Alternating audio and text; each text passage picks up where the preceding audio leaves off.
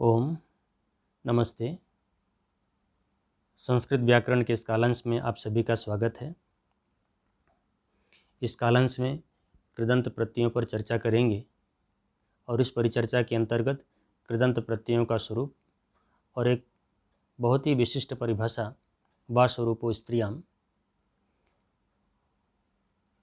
इसको समझेंगे। कृदंत प्रत्ययों का ज्ञान प्रत्येक विद्यार्थी के लिए आवश्यक है। इनके ज्ञान से अनुवाद तथा भाषण में संस्कृत भाषा की सुषमा निखर करके आती है। जैसे सो अगमत तथा सो अपश्यत, इन तिगंत प्रत्याधारित प्रयोगों के आधार पर के स्थान पर यदि हम सहगतः, सहगतवान, तेन दृष्टम, सह अपश्यत आदि कृदंत प्रत्याधारित प्रयोग करें तो बहुत ही सुंदर और सरल भी प्रतीत होते हैं।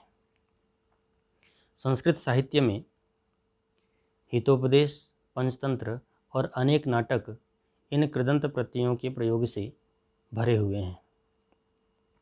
अतः आरंभिक विद्यार्थियों के लिए इन प्रत्ययों के ज्ञान से बहुत अधिक लाभ पहुंचता है। इसके साथ साथ यह प्रकरण बहुत अधिक कठिन नहीं है।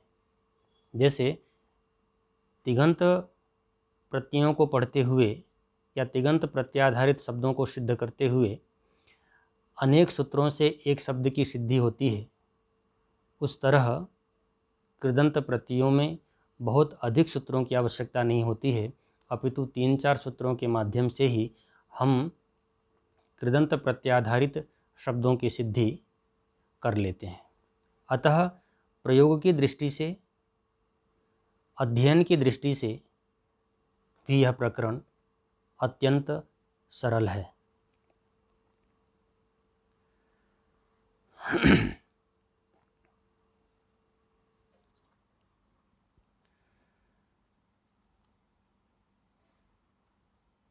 कृदंत प्रत्यय आचार्य पाणिनि ने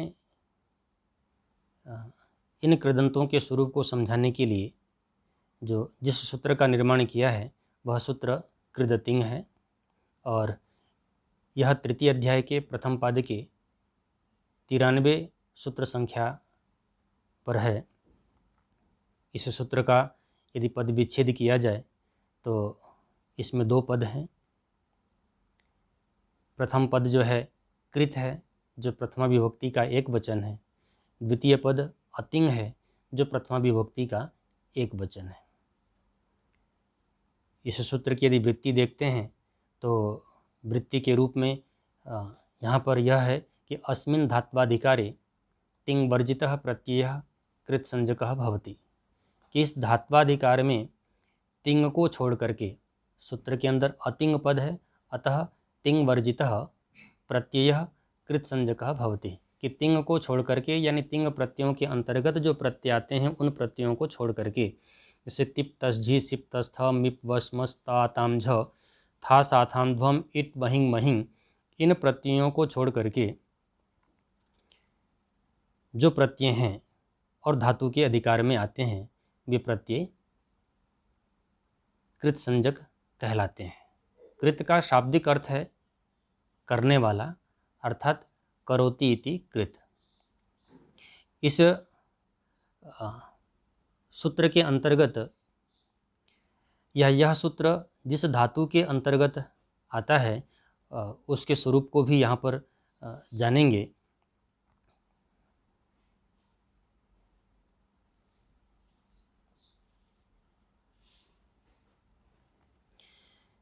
यह सूत्र अष्टाध्यायी के तृतीय अध्याय के प्रथम पाद में स्थित है और इस प्रथम पाद में धातु का अधिकार 2 प्रकार का है। 2 सूत्रों से धातु का अधिकार चलता है। प्रथम सूत्र है धातु रेकाचो हलादि क्रिया समभियारे यंग, समभियारे यंग। इस सूत्र में धातु की अनुवृत्ति आती है और इस धातु की अनुवृत्ति कुशी रजो प्राचाम श्यन परस्मै पदम च, जो इसी तृतीय अध्याय के प्रथम पाद के 90 नंबर का सूत्र है, वहाँ तक इस प्रथम धातु का अधिकार चलता है।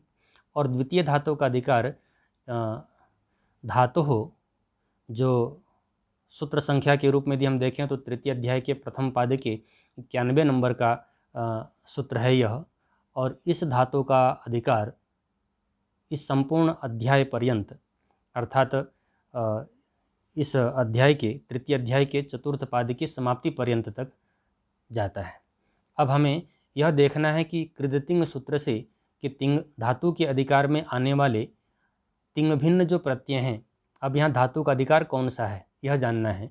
तो यहाँ स्पष्ट है कि तिंग भिन्न जो प्रत्यय जो धातु के अधिकार में स्वीकृत किए जाएंगे, वे तिंग भिन्न प्रत्यय धातु हो जो तृतीय अध्याय के प्रथम पाद के 91 नंबर की सूत्र संख्या से जो अधिकार का विधान किया जाता है, उसके अंतर्गत जो प्रत्यय आएंगे, तिंग प्रत्ययों को छोड़ करके उन प्रत्ययों की कृत संज्ञा होगी।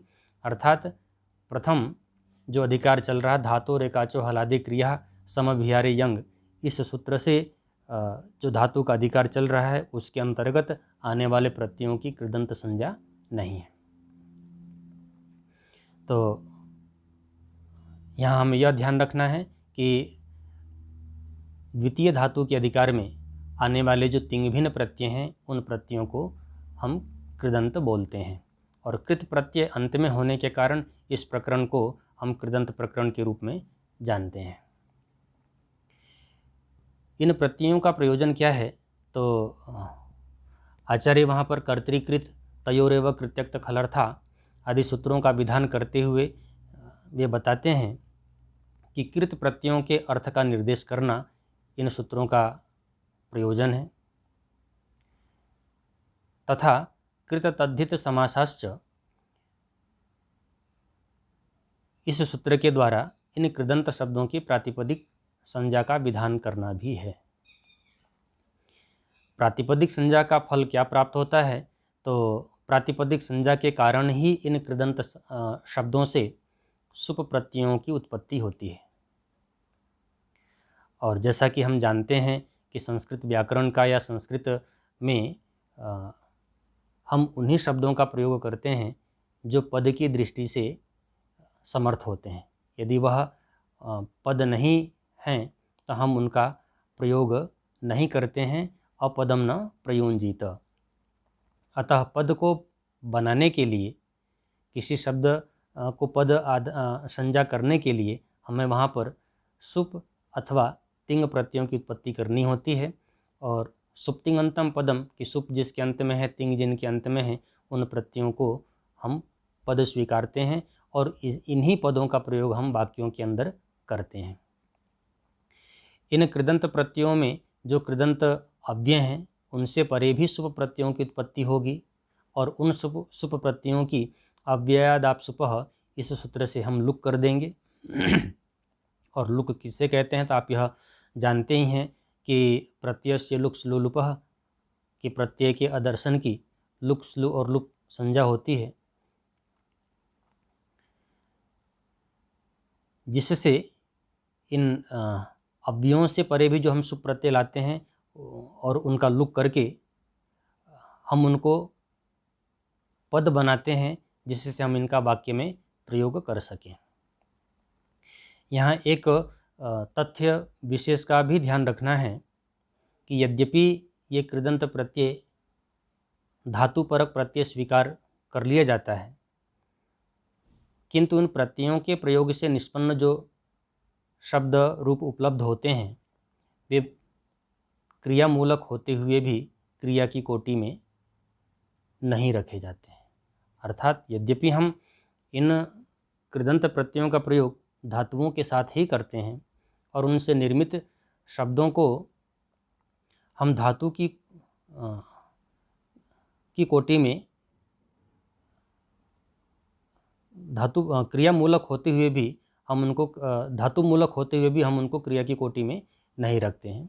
वे शब्द रूप मूलतः संज्ञा होते हैं और महाभाष्यकार भी कहते हैं कि कृदभिहितो भावो द्रव्यवत भवति, कि कृत प्रत्ययों से निर्मित जो भाव हैं या जो शब्द हैं, जो क्रियापद हैं, ये मूलतः द्रव्य के सदृश होते हैं, संज्ञा शब्द होते हैं। अब इस प्रकरण के अवतरण पर ही प्रक्रियाकारों ने एक बहुत ही विशिष्ट परिभाषा का उल्लेख किया है, जो वा स्वरूपो स्त्रियाम के रूप में हमारे समक्ष आता है। यह तृतीय अध्याय के प्रथम पाद के 94 नंबर का सूत्र है। इसकी व्याख्या करें उससे पूर्व हम यह जान लें कि यह परिभाषा सूत्र है, और परिभाषा किसे कहते हैं, तो भाष्यकार कहते हैं कि परिभाषा पुनर् एक देशस्था सति कृत्स्नम शास्त्रम अभिज्वलयति, कि परिभाषा उसे कहते हैं कि जो एक स्थान पर स्थित होकर के संपूर्ण शास्त्र के स्वरूप को या संपूर्ण शास्त्र में अपने स्वरूप को प्रकाशित करता हो। जैसे दीपक एक प्रकोष्ठ में रख देने से संपूर्ण प्रकोष्ठ में प्रकाश फैलता है, उसी तरह यह परिभाषा चाहे अष्टाध्यायी के किसी भी भाग में हो, वह वहीं स्थित होकर के ही अपने स्वरूप को प्रकाशित करती है। सूत्र का जो पदविच्छेद है, वा इति अव्ययपदम, अस्वरूपः प्रथमा विभक्ति एक वचन और अस्त्रियाम सप्तमी विभक्ति एक वचन। वा यह अव्ययपद है, और हम जैसा कि जानते हैं कि अव्ययों का रूप नहीं चलता है, कि सदृशम त्रिषु लिंगेषु सर्वासु च विभक्तिषु वचनेषु च सर्वेषु यन्नव्येति तदव्ययम्, कि किसी भी विभक्ति में, लिंग में, वचन में इन अव्ययों का रूप नहीं चलता है, अतः यह अव्यय पद कहलाते हैं। अस्वरूपः प्रथम विभक्ति का एक वचन है, और इस अस्वरूपः का जो समास किया गया है वह यह है कि समानम रूपम यस्य सः स्वरूपः,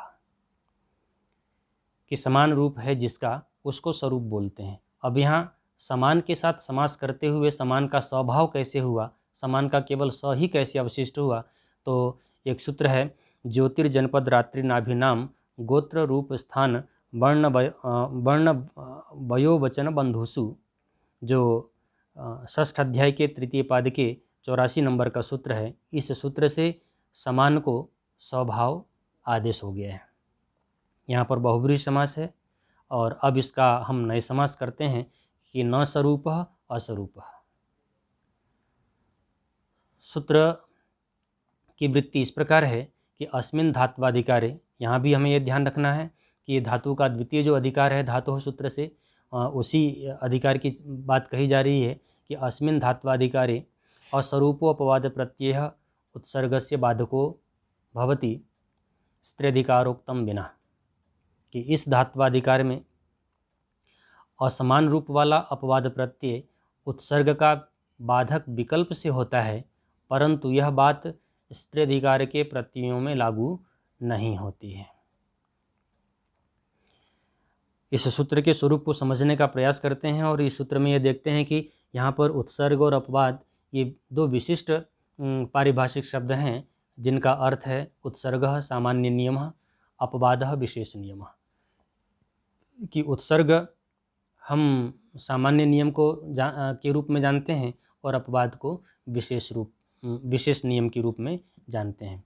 और यह सूत्र जो विधान करता है वह यह कह रहा है कि विशेष नियम सामान्य नियम का बाधक होता है, और प्रकल्प्य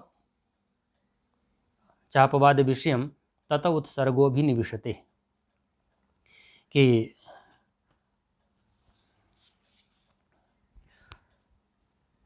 सामान्य विधि विशेष विधि के विषय को छोड़ करके अन्यत्र प्रवृत्त होती है। जैसे लोक में हम देखते हैं कि ब्राह्मणेभ्यो दधि दीयताम तक्रम कौंडिन्याय, यह एक विषय है कि ब्राह्मणों को दही देना है, लेकिन कौंडिन्य गोत्र से उत्पन्न जो ब्राह्मण हैं उनको दधि नहीं देना है, उनको तक्र देना है। यानी सामान्य नियम तो यह था कि जितने भी ब्राह्मण हैं ब्राह्मणेभ्यो दधि दीयताम।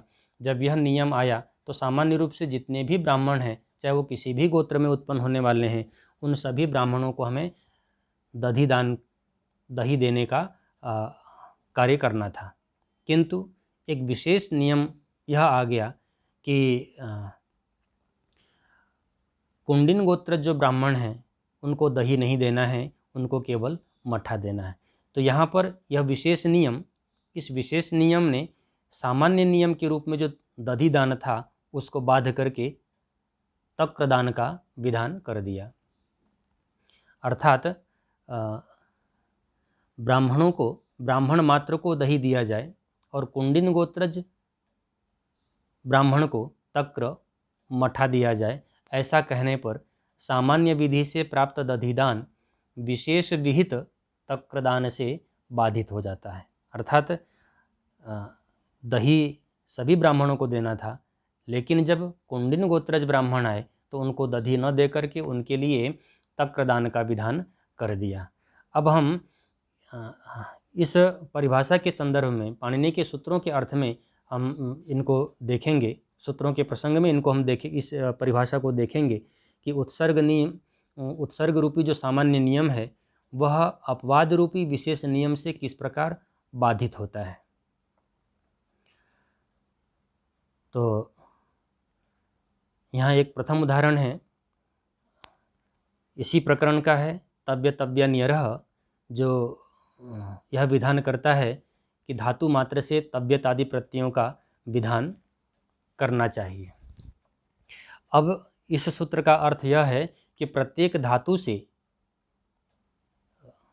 तव्यत आदि प्रत्ययों का विधान करना है, किंतु आगे चल करके इसी प्रकरण में, कृदंत प्रकरण में एक सूत्र आता है और वह यह कहता है अचोयत, कि जो अजंत धातु है उन अजंत धातुओं से हमें तव्यत आदि प्रत्ययों का विधान नहीं करना है, अपितु यत प्रत्यय का विधान करना है। अतः तव्यत तव्यानियरः यह सूत्र उत्सर्ग सूत्र है और अचुयत यह जो सूत्र है यह अपवाद सूत्र है। इस परिभाषा के संदर्भ में वासुरूपो स्त्रियाम इस परिभाषा सूत्र के कारण अपवाद विकल्प से प्रवृत्त होगा। जब एक बार सामान्यतया विधान कर दिया गया कि तव्यत आदि प्रत्ययों से तव्यत आदि प्रत्यय प्रत्येक धातुओं से होंगे, पुनः यह विधान करना कि अजंत धातुओं से यत प्रत्यय करना।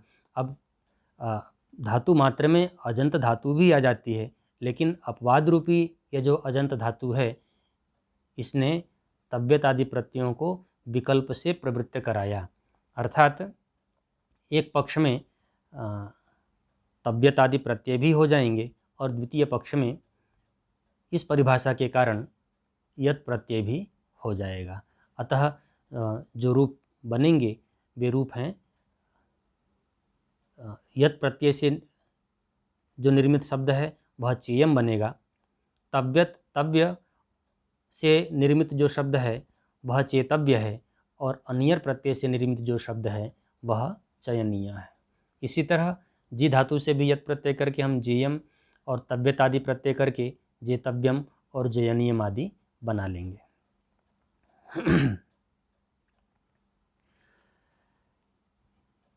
इन्हीं दो सूत्रों की तरह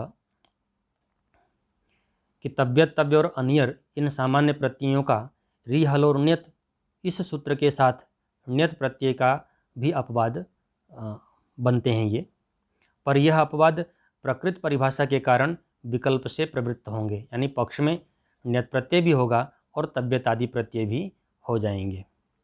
आगे बढ़ते हैं, एक और उदाहरण की तरफ चलते हैं और यहाँ जो सूत्र है वह है नुमुल त्रिचौ। नुमुल त्रिचौ कहता है कि धातु मात्र से नुमुल और त्रिच प्रत्यय होते हैं। यह सूत्र भी उत्सर्ग सूत्र है, किंतु इगुपदज्ञा प्रीकिरः कः, यह सूत्र क प्रत्यय का विधान करता है और इस परिभाषा के कारण यह अपवाद विकल्प से प्रवृत्त होता है। विकल्प से प्रवृत्त होने का तात्पर्य यह है कि एक पक्ष में नुमुल और त्रिच भी होगा और द्वितीय पक्ष में इस सूत्र से विहित जो क प्रत्यय है वह भी होगा। उदाहरण आपके समक्ष हैं। बुध धातु से क प्रत्यय करके बुधः बना लेंगे और द्वितीय पक्ष में बोधकः नुमुल प्रत्यय करके और बोधा त्रिच प्रत्यय करके बना लेंगे। इसी तरह क्षिपः, क्षेपकः और क्षेप्ता ऐसा रहेगा। किंतु हमें यह यहाँ पर ध्यान रखना है कि यह वैकल्पिकत्व तभी प्रवृत्त होगा जब उत्सर्ग के साथ यानी जब वे अपवाद जो हैं उत्सर्ग के साथ असरूप हों, अर्थात असमान हों, तभी वैकल्पिकत्व की प्रवृत्ति होगी। यदि उत्सर्ग और अपवाद असरूप नहीं हुए तो वैकल्पिकत्व की प्रवृत्ति नहीं होगी। जैसा कि एक अन्य पारिभाषिक ग्रंथों में एक सूत्र प्राप्त होता है, नानुबंध कृतम असारूप्यम, कि यह असरूपता हमें अनुबंधों को हटा करके देखनी चाहिए और अनुबंधों के हटा देने के उपरांत यदि असरूप हैं तब तो वैकल्पिकत्व की प्रवृत्ति होगी। यदि अनुबंधों के हटा देने पर यह स्वरूप दिखाई देते हैं तब यह वैकल्पिकत्व की प्रवृत्ति नहीं होगी, तब यह नित्य ही सूत्र प्रवृत्त होगा। इनके उदाहरण देखते हैं। जैसे यह कर्मण्यन सूत्र है। सूत्र का अर्थ है कि कर्म उपपद हो तो सामान्य रूप से अण प्रत्यय का विधान किया जाता है। यह उत्सर्ग सूत्र है और उसी पाद में एक सूत्र छोड़ करके, दो सूत्र छोड़ करके तृतीय नंबर का जो सूत्र है आतोनुपसर्गे कहा, यह सूत्र क का विधान करता है। तो यह क का विधान करने वाला जो सूत्र है यह अपवाद सूत्र है और कर्मण्यन जो सूत्र है यह उत्सर्ग सूत्र है। किस रूप में यहाँ प्रवृत्त होता है? तो कह रहे हैं कि यहाँ अपवाद वैकल्पिक बाध नहीं करेगा। वैकल्पिक बाध क्यों नहीं करेगा? अपितु उत्सर्ग जो है नित्य ही बाध कर लेगा, क्योंकि अण और क दोनों स्वरूप हैं। दोनों के अनुबंधों को समाप्त करने के बाद में दोनों का जो स्वरूप बचेगा वह अ ही बचेगा, यानी अनुबंधों को हटाकर दोनों का अरूप ही शेष रहता है। यहाँ अस्वरूप नहीं है, इसलिए वैकल्पिकत्व की प्रवृत्ति नहीं होगी, अपितु नित्य ही यह सूत्र प्रवृत्त होगा। इसलिए जो उदाहरण यहाँ पर आपके समक्ष है कि कंबलम ददाति इति कंबलदः, गाम ददाति इति गोदः, इनमें केवल अपवाद क प्रत्यय ही हुआ है। इसी तरह एक द्वितीय उदाहरण है अचोयत, यह सामान्य सूत्र के रूप में प्रवृत्त होता है और रिहलोरुण्यत यह अपवाद सूत्र के रूप में प्रवृत्त होता है। किंतु अनुबंधों के हटाने पर दोनों ही स्थान पर ण्यत प्रत्यय से और यत प्रत्यय से यदि हम अनुबंधों को हटाते हैं तो केवल यह ही अवशिष्ट बचता है, अतः यह अस्वरूप नहीं है। इसलिए यहाँ अपवाद उत्सर्ग का नित्य बाध करेगा, वैकल्पिकत्व की प्रवृत्ति यहाँ पर नहीं होगी। उदाहरण के रूप में कार्यम और हार्यम आपके समक्ष हैं। अग्रिम उदाहरण के रूप में देखते हैं तो इसी प्रकार यह अचोयत यह सामान्य सूत्र है और एतिस्तु शास्त्रीद्रिजुषः क्यप यह इसका अपवाद है।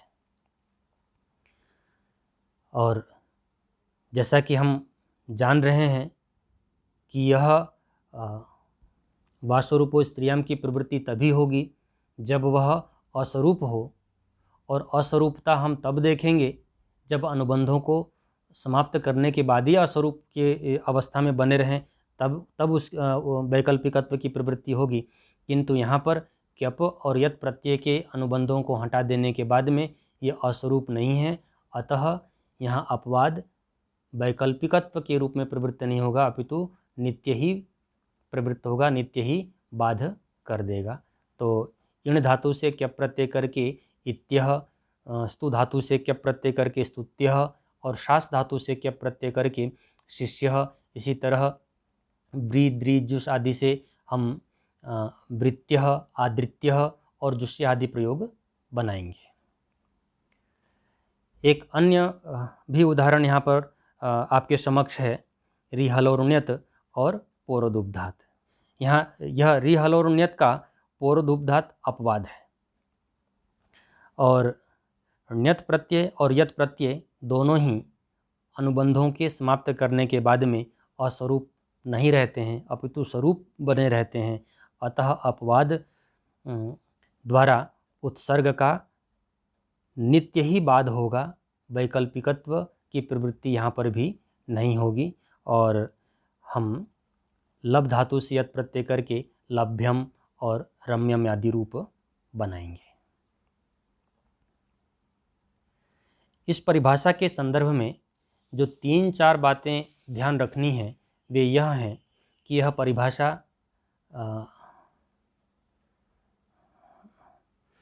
यह परिभाषा स्त्रियाम कृतिन के अधिकार में प्रवृत्त नहीं होता है। यानी स्त्री अधिकार के स्त्री प्रत्ययों स्त्रियाम कृतिन के अधिकार में यदि वास्वरूपो स्त्रियाम की प्रवृत्ति करेंगे तो वह यहाँ पर नहीं लगेगा, चाहे वे अपवाद और उत्सर्ग अस्वरूप भी क्यों न हो। यानी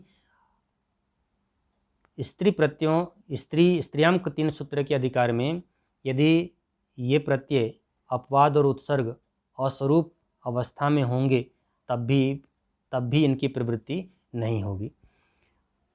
जैसे स्त्रियाम कृतिन, इस सूत्र का अर्थ है कि स्त्रीत्व विशिष्ट भाव की विवक्षा में धातु से परे 3 प्रत्यय होता है। यह सामान्य सूत्र है, किंतु अप्रत्ययात यह स्त्रीत्व विशिष्ट भाव की विवक्षा में प्रत्ययांत धातु से परे अप्रत्यय का विधान करता है और यह सूत्र उसका अपवाद है। यहाँ क्तिन और अ यद्यपि अस्वरूप हैं, समान रूप नहीं है इन दोनों का, अनुबंधों के हटा देने के उपरांत भी, तथापि अपवाद अप्रत्यय उत्सर्ग 3 प्रत्यय का नित्य ही बाध करेगा। क्यों बाध करेगा? क्योंकि यह अधिकार और यह प्रत्यय स्त्रियाम कृतिन के अधिकार में आ रहे हैं। स्त्रियाम कृतिन के अधिकारों पे वास्वरूपो स्त्रियाम की प्रवृत्ति नहीं होती है, अतः चिकीर्ष चिकीर्षा जिहीर्षा आदि रूप बनते हैं। निष्कर्ष के रूप में यदि हम देखें तो हमें 4 बिंदुओं पर मुख्य रूप से ध्यान रखना है वे इस सूत्र के संदर्भ में। तो उनमें से प्रथम यह है कि उत्सर्ग और अपवाद सूत्रों के दोनों प्रत्यय धातुओं के अधिकार के अंतर्गत होने चाहिए और धातु का अधिकार आप जैसा कि जान ही रहे हैं, यह प्रथम धातु का अधिकार नहीं है, अपितु द्वितीय धातु का अधिकार जो 91 नंबर के सूत्र से प्रवृत्त होता है और अध्याय के समाप्ति पर्यंत तक जाता है, उस सूत्र के अधिकार को यहाँ पर ध्यान में रखना है। द्वितीय, उन प्रत्ययों का रूप अनुबंधों के हटाने के बाद विशुद्ध अवस्था में समान नहीं होने चाहिए। यदि समान होंगे तो वो नित्य प्रवृत्त होगा और असमान होंगे तभी वैकल्पिकत्व की प्रवृत्ति होगी, अन्यथा नहीं। तृतीय, वे दोनों ही अष्टाध्यायी के तृतीय अध्याय अंतर्गत स्त्रियाम कृतिन जो तृतीय अध्याय के तृतीय पाद के 94 नंबर के सूत्र है वाले इस स्त्रियाम कृतिन वाले अधिकार में न पढ़े गए हों, अन्यथा वो नित्य ही बाध करेगा। यदि ये तीनों शर्तें पूरी हो रही हैं तो अपवाद विकल्प से उत्सर्ग का बाधक होगा और पक्ष में उत्सर्ग की प्रवृत्ति भी होगी, अन्यथा अपवाद उत्सर्ग का नित्य ही बाधक होगा, जैसा कि आपने पूर्वोक्त उदाहरणों में देखा है। यहाँ यह भी ध्यान रखना है कि यह वास्वरूपो स्त्रियाम सूत्र की जो प्रवृत्ति है वह कहीं कहीं नहीं भी होती है। जैसे पाणिनि व्याकरण की 3 प्रमुख जो परिभाषाएं हैं कि ताच्छीलिकेषु वास्वरूप विधिर्नास्ति, क्त ल्यूट तुमुन खलर्थेषु वास्वरूप विधिर्नास्ति और लादेशेषु वा स्वरूप विधिर्नास्ति। यद्यपि इन 3 परिभाषाओं के संदर्भ में वा स्वरूप स्त्रियाम इस सूत्र की प्रवृत्ति नहीं होती है, यद्यपि यह विशेष व्याख्या की अपेक्षा रखते हैं और यहाँ पर इनका केवल उल्लेख मात्र किया गया है, विशेष चर्चा अन्यत्र किया जाएगा। धन्यवाद। अग्रिम कालांश में इन्हीं कृदंत प्रत्ययों के जो कृत्य और कृत के रूप में 2 विभाग हैं उन पर चर्चा करेंगे। सभी को नमस्ते।